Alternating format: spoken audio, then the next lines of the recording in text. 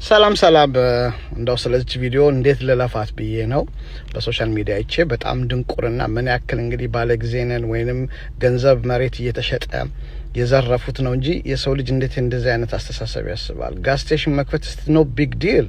ኦኬ ከፈታችሁ ኢትስ ኬሚካል እዚህ ሀገር ጠብ ሲል እንዴት እየበረሩ መጥተው ያውም በጣም ተጣርቶ የሚገባ ነዳጅ እንኳን እዚህ ሀገር እንዴት ነው? ከዚህ የተሻለ ሀሳብ የለም። ድሀ ባለበት ሀገር 450 ብር በሌትር በሚሸጥበት ሀገር ምን አለ? ኦኬ ቢዝነስ ከፈታችሁ ጥሩ። ጋዝ ያወጡትም እንደዚህ አላርከፈከፉትም እኮ እንኳን ጋዝ ገዝተ አንድ ጋዝ ስቴሽን የ40 እና 50 ሚሊዮን ብር ጋዝ ስቴሽን ከፍተህ እንደዚህ በአደባባይ ይሄ እኮ ንቀት ነው። ለምን ከዚህ የተሻለ ሀሳብ የለም? ለድሀ አትሰጡትም? በዛ ቀን ጠርታችሁን ፕሮሞሽን ከሆነ እንደውም ለእናንተም ትልቅ ነገር ነው። ኑና በቃ እንደዚህ ቀን ለተወሰኑ ሰዎች እንሰጣለን ብትሉ ታወስ ጉድ አይዲያ። በቃ ይሄ ነው ሀሳባቸው፣ ይሄ ነው ጭንቅላት የተዘረፈ። ነዳጁን ሲያርከፈክፉ የነበሩ አካላት ላይ እገዳ ተጥሏል። ከፍተኛ የውጭ ምንዛሬ ወጥቶበት ወደ ሀገር ውስጥ የሚገባ ነዳጅ ኃላፊነት በተሞላው መንገድ ለህዝብ ጥቅም ማዋል ሲገባው ያለ አግባብ እንዲፈስ ያደረገ ማደያ ለ3 ወር ከነዳጅ ጭነት ትስስር እገዳ ተጥሎበታል። በአርሲ ዞን ዲክሲስ ከተማ ስራ የጀመረ ግሎባል የሚባል ማደያ ከነዳጅ መቅጃ ማሽን ነዳጅን ሲያርከፈክፍ በማህበራዊ ትስስር ገጾች መታየቱን ተከትሎ ባለስልጣኑ ጉዳዩን በማጣራት ድርጊቱን መፈጸሙን በማረጋገጡ ይህንን ድርጊት የፈጸመው ማደያ በነዳጅ ግብይት አዋጅ ቁጥር 1363 2017 አንቀጽ 7 10 ስር ያለውን ግዴታ በመጣስ በአንቀጽ 119 መሰረት ህገ ወጥ ድርጊት ፈጽሞ ስለተገኘ የወንጀል ተጠያቂነቱ የሚቀጥል ሆኖ በአዋጁ አንቀጽ 23 1 መሰረት ለ3 ወራት ፍቃዱ ታግዷል። እጅግ በጣም የሚገርም ቪዲዮ ነው። በጣም ነበረ እንግዲህ ሰዎች የተገረሙበት፣ ብዙዎች ተቀባብለውት እያወሩ ነበረ።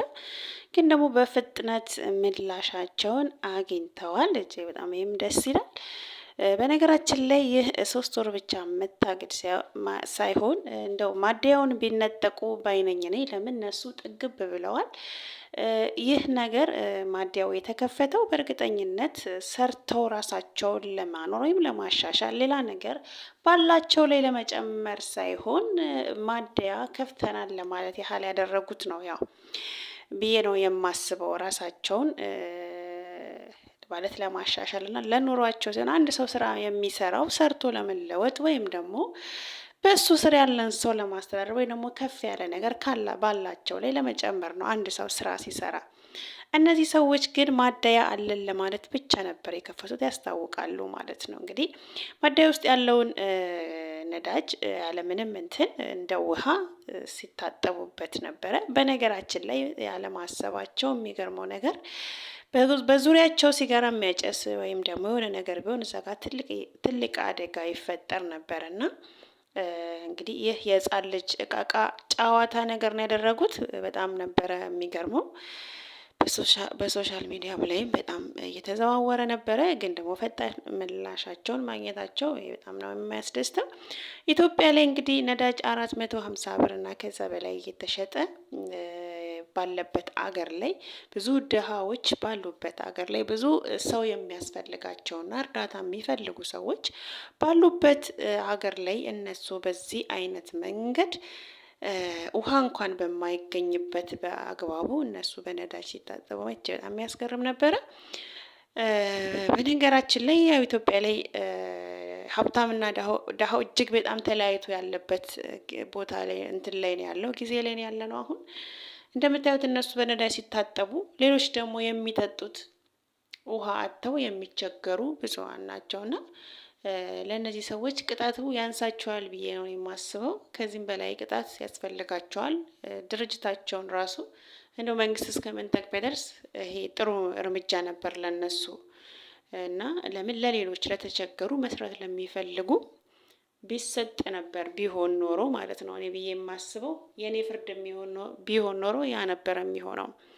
የሚጠጡት ውሃ በሌለበት፣ የሚተኙበት፣ የሚጠለሉበት በሌለበት ያንን የሚፈልጉ ብዙ ዜጎች ባሉበት አገር ላይ እነሱ ይህን ድርጊት ሲያደርጉ ማየት እጅግ በጣም ያናድር ነበረ ማለት ነውና በዚህ ደረጃ እንግዲህ የሚገርም ነው። በዚህ ደረጃ እነሱ ምን ቢኖራቸው ነው እንደዚህ የሚያደርጉትስ የሚለው ነገር በጣም ይገርማል። በነገራችን ላይ ይህ ነገር የተለመደ ሊሆን ይችላል በአካባቢያቸው ላይ። ምናልባት ይሄ በድብቅ የተቀረጸ ነው የሚመስለው። ካሜራው ሲቀንትኑ ቪዲዮ የወጣው የድብቅ አቀራረጽ አይነት ነገር ነው። እንጂ የተለመደና የለመዱት ነገር ይመስለኛል። በሌላ መንገድ እንደዚህ አይነት ነገር እንግዲህ ቸልተኝነታቸው በጣም ነው የሚገርመው። ይህን ቪዲዮ ያወጣው ግን ጀግና ነው ብዬዋለሁኝ። ያስታውቃል፣ በድብቅ እንደተቀረጸ ሲታይ ያስታውቃል፣ ቀረጻው ቪዲዮ ማለት ነው። እና ጎበዝ ነው። ይህን ቪዲዮ ያወጣ ሰው መደነቅ አለበት እላለሁ እኔ በእንትኔ በራሴ። እና መንግስት እንግዲህ ወይም የአካባቢው አስከባሪ የሰጣቸው እንትን ምላሹ ጥሩ ነው፣ ግን ደግሞ ተጨማሪ ያስፈልጋቸዋል ቅጣት እነዚህ ሰዎች ብዬ ነው የማስበው ማለት ነው።